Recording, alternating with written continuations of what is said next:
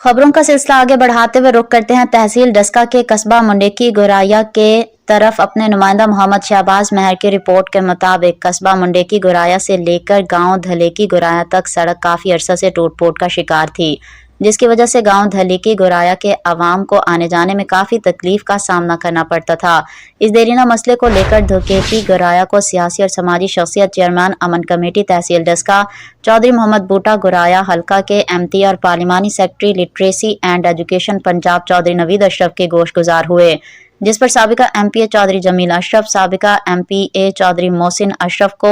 खसूसी तवज्जो की वजह से आज अहले गांव धलेकी गुराया पर शफकत सानी हुई और आज ये तकलीफ देहा मसला हल होने की तरफ शुरू हुआ। मजीद जानते हैं चेयरमैन अमन कमेटी तहसील डस्का से, जो इस कार्य खैर को अपनी मेहनत से सर अंजाम दिलवाने अपने और अहले गांव की तरफ से चौधरी बरादरान का शुक्रिया अदा भी कर रहे हैं। जी चौधरी बूटा, बताइए इस काम में किन किन अशखास की काविश है?